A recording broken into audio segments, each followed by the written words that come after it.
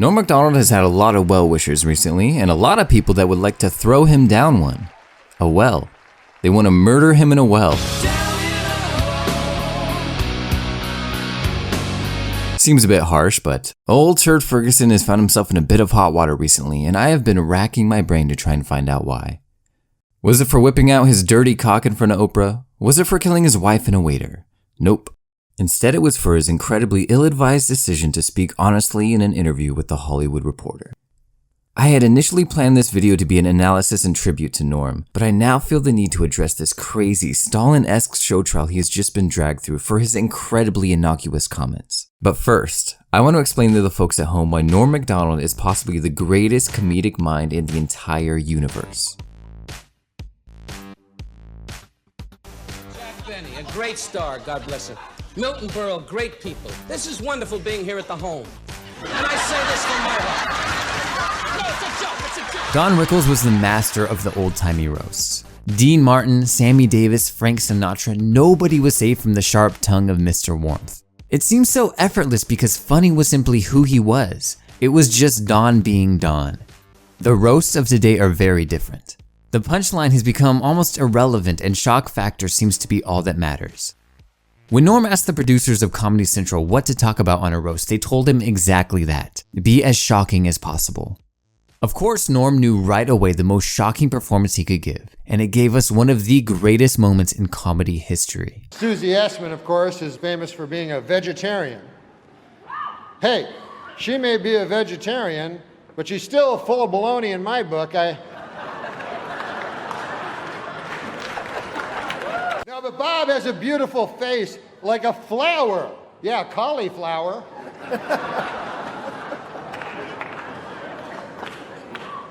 No offense, but your face looks like a cauliflower. This moment is still talked about in the world of comedy as one of the ballsiest things any performer has ever done. The audience expects, even demands profanity and nastiness. Then Norm walks up to the podium with all the confidence in the world and begins delivering dad jokes so exquisitely hokey that they cross over into the realm of genius. To those who just know Norm from Weekend Update or his hilariously strange appearances on late night talk shows, it can seem like he is slowly turning into that senile old man he has always been pretending to be. Despite the fact that he is one of the most intelligent, well-read people in the world of comedy, Norm is okay with giving off this persona of the crazy rambling uncle, and for a very good reason. A comedian, what he should be doing is being funny. That should be his goal. Your friend Bill Maher, for instance, you know, he wants to be seen as an intellectual. Dennis Miller. Dennis Miller. But Letterman understands, he's smarter than both of them. He understands, play the dumb guy, you know? Play the everyman. Nobody likes a guy smarter than them. That's the worst guy you can be. A guy smarter than the audience. They're gonna hate you, you know? Yeah, it's a very good observation. And just in case you thought he really was that senile old man he often seems to be, feel free to test his wit off the cuff. And I slept at the parking lot at the Comedy Store, and I had no money, and I was broke. Both? Yeah. You are making a movie with Carrot Top, right? I made a movie with Carrot Top. Okay. Nothing but making out. All right. It's like 9.5 weeks, but Carrot Top. we were doing. Wow! I gotta check out that movie. Is it called 9.5 Seconds? What's the movie gonna be called? Really? I know what it's gonna be called. Yeah, what's that? If it's got Carrot Top in it, you know what a good name for it would be? What's that, Norm? Box Office Poison. Norm MacDonald, God bless you. Watching your set was like watching Henry Fonda pick blueberries.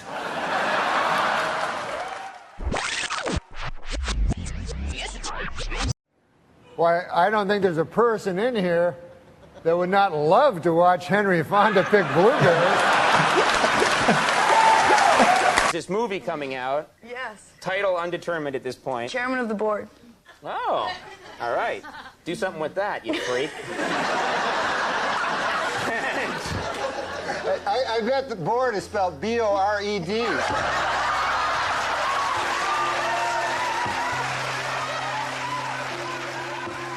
If you try and tell your favorite Norm MacDonald joke to a friend, what you will find, as you stand there in awkward silence, is that Norm's delivery is one of the most important factors to his success. He has mastered the ability to keep the audience off balance. You're expecting a short joke, he gives you a long one. You're expecting a clever punchline, he gives you a simple one. You're expecting him to be dumb, he makes a profound and sincere statement. Norm has devoted his entire life to finding out what it will take to delight and surprise the audience. Every pause, every expression, every delivery he makes is always with the punchline in mind. When he launches into his joke, and most of the crowd is wondering if this guy has any idea what he's doing, those who know him understand that the innocent-looking smile means that he is in absolute control of what's happening. If you watch Norm long enough, you will have no choice but to conclude that he is one of the most loving and caring people in all of show business.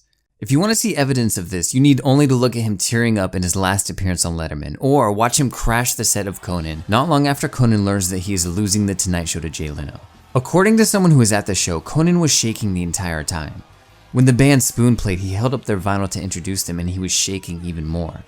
Then Norm makes his surprise appearance. Well, I want to drop by, show my respects, you know? Well, you know, for you to bring a basket commemorating sort of the tough situation I'm in is really nice. Yeah. Well, that's not what that is. Well, what is this basket for? Oh, this is an older basket. I procrastinate, as you know. And this is a basket I got you back in June. Wait a minute. Norm, you've had this basket since June? Yeah. I've seen you. You've been on the show like 3 times. Why didn't you ever give me the basket? I keep forgetting it. But I wanted you to know I bought it. It was $60, and I wouldn't open it. I think it would smell. Well, there's a card also. Yeah, I see that. It says congrats on it. That's terrific. Oh, I don't know if can I read it? Yeah, why not?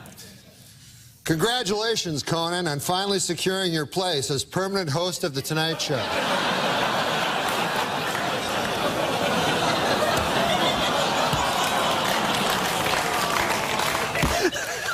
That's something they can never take away from you.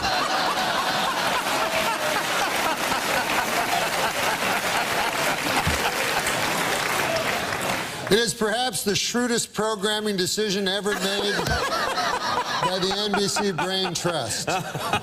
Sure, the pressure is on, but if I know you, Conan O'Brien, miserable failure is not an option. You are the new king of late night. Thank you. Long live the king. He delivers this absolutely hilarious bit and is able to make a hard situation so much lighter through laughter. After seeing how kind Norm can be, it is so hard to see him being dragged in front of The View to apologize for his comments, which were so much less controversial than the ones made by that Holocaust-denying sidekick of his.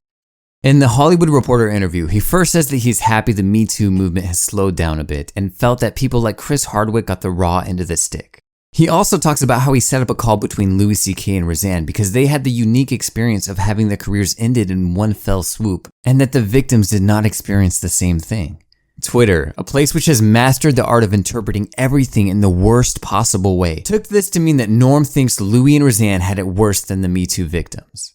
He may have been guilty of a poor choice of words, but if you allow him to explain himself, that is very clearly not what he meant. He simply felt bad for his friend Roseanne and didn't know who could relate to her situation other than Louis. What happens after this? His appearance on The Tonight Show was canceled after Jimmy Fallon's staffers were apparently in tears. Come on, man, that's a brittle spirit. And he had to go onto The View not only to apologize, but to apologize for his previous apology on Howard Stern. I said,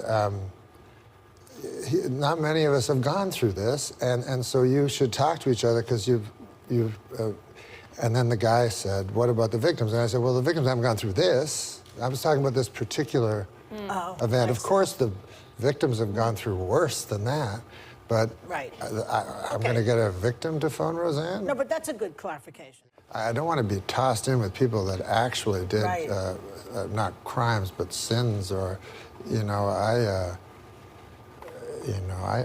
barely have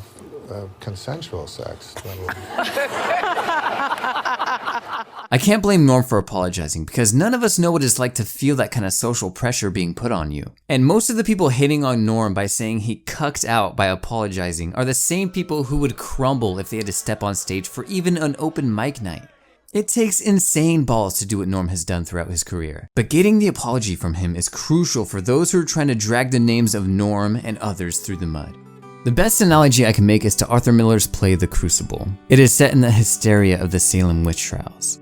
The accused are given two options: admit to their crimes and live, or deny wrongdoing and be executed. The people who sign the false confessions to save their life soon find out that those holding the trials are using the confessions as validation and proof that the trials being held are just, and their decision to confess is actually helping them condemn their friends who are denying the charges levied against them. Let us throw open the floor to wild accusations. Woohoo! There are 3 steps which take place in these media and Twitter witch hunts. Step 1. The person must have something to lose. They must believe that not admitting guilt will land them in a worse situation than they're in now. Step 2. You get them to confess to their wrongdoing, which gives validation to the inquisition that is being held. By his admission of guilt, your actions as accuser have now been justified in the mind of the public. You can either proceed with the planned execution. In this case, that would be protesting his show until it's canceled, or by your own mercy, you will allow him to sulk back with his spirit thoroughly crushed, if he promises. Now are you thinking twice before everything comes out of your mouth? He always thinks that way. The beauty of someone like Norm is that he says exactly what comes to his mind without thinking about how his words will be interpreted. If this man loses his will to speak freely out of fear of repercussions, it would be a travesty, and we would have destroyed perhaps the greatest comedian of our generation. The firestorm quickly died this time, but it doesn't mean that others will be so lucky in the future. I'm glad to see that most of the internet seems to be on Norm's side with this. As a man of true comedic integrity, he has always refused to compromise and has constantly risked everything to tell the truth. And while it may have held him back from the stardom he could have attained, it has earned him a permanent place as one of comedy's all-time greats. Woody Allen, and he went on the stage, and a lot of the people did much better than him. And he was upset, and his manager said, no, it's what you leave on the stage. That was his remark upon Woody Allen. And so I always thought, well, a guy like Andrew Dice Clay would destroy, and have me hitting the wall, as you say, but then afterwards, maybe you'd feel a little queasy. Whereas you kill, and then you leave something nice on the stage. It's one thing to make people laugh, it's another to make people smile. Wow. Thank you guys for watching. You can support Norm by checking out his special and his new show on Netflix. If you want to support this channel as well, I will link to his book, which you can get for free when you sign up for a 30-day trial at Audible.